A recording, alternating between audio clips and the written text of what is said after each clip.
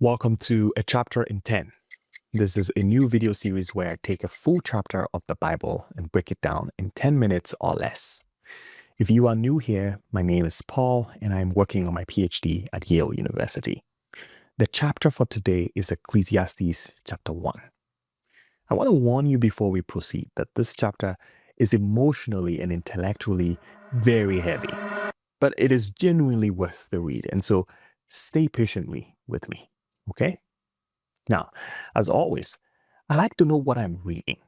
So I ask, what kind of a text is this? Ecclesiastes belongs to a group of writings in the Old Testament that we will call wisdom literature. These are the books that wrestle with the big questions of human existence, questions regarding work, joy, death, suffering, justice, and meaning. Think of Proverbs, Job, and Ecclesiastes belonging to this big group.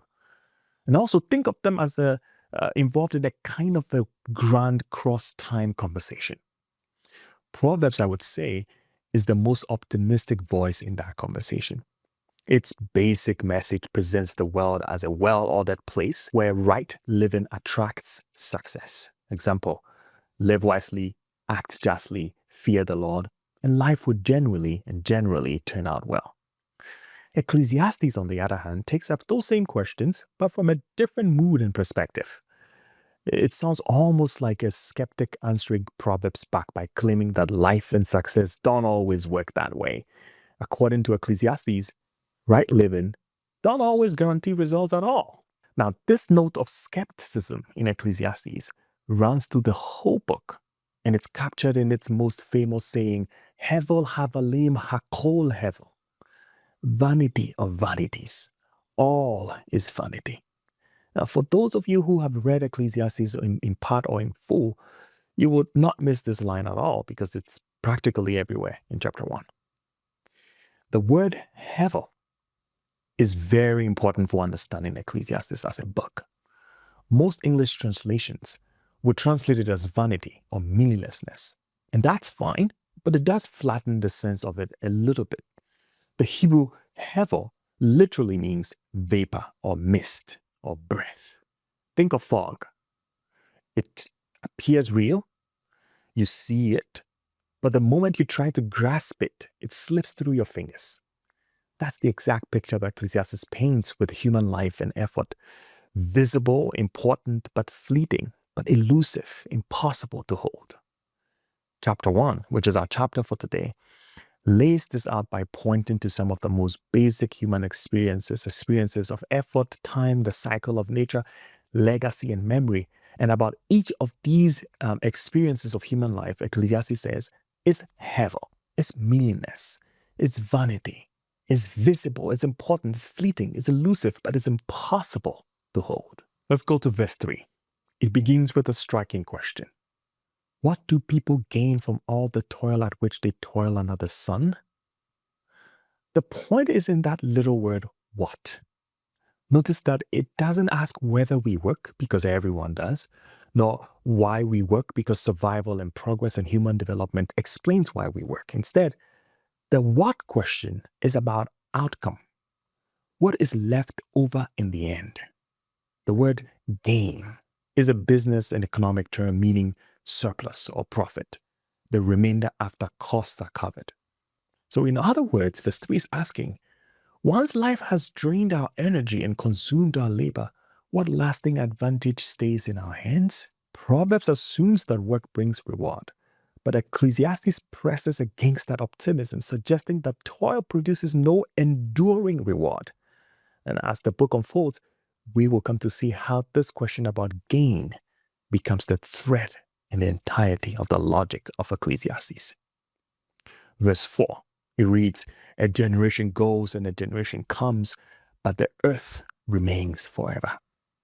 Here in this verse, the focus shifts from human work to human time. The point here, I think, is that human existence is brief, and whatever we build or achieve doesn't outlast the larger frame of the world's design.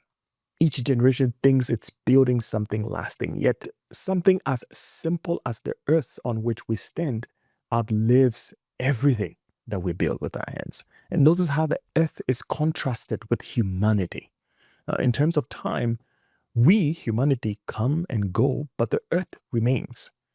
This concept shifts popular perspective because we tend to think of our lives as stable and the world as the background to our little cutie precious lives. But Ecclesiastes pushes us to see the exact opposite. The earth is instead the stable one, and we are the vapor that comes and goes. And whatever we gain or we think our work has secured is apparently swallowed up as generations turn over. And for Ecclesiastes, this is the exact reason why life is vanity. Let's put verses 5 through 7 together. In these verses, he turns to the natural world. He says, the sun rises and the sun goes down and hurries to the place where it rises. The wind blows to the south and goes round to the north. Round and round goes the wind, and on its circuits the wind returns. All streams run to the sea, but the sea is not full. The point is repetition. The sun runs its course only to begin again. The wind never stops moving, but it always circles back. The rivers pour into the sea, yet the sea never fails. The world exerts constant motion and immense energy, yet it never arrives anywhere new. Nothing is completed. And just like the world, so too our senses, our lives in verses 8 through 9. The eye never sees enough. The ear never hears enough. Do you see the observation that Kohelet is making? Do you see the observation that Ecclesiastes is making? Human work and life is like these repetitive cycles. We labor, we spend our lives, spend ourselves, but like the sun, the wind, and the rivers in verses 5 through 7, our effort loops back on itself.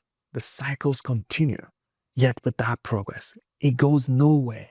And that's why it is vanity.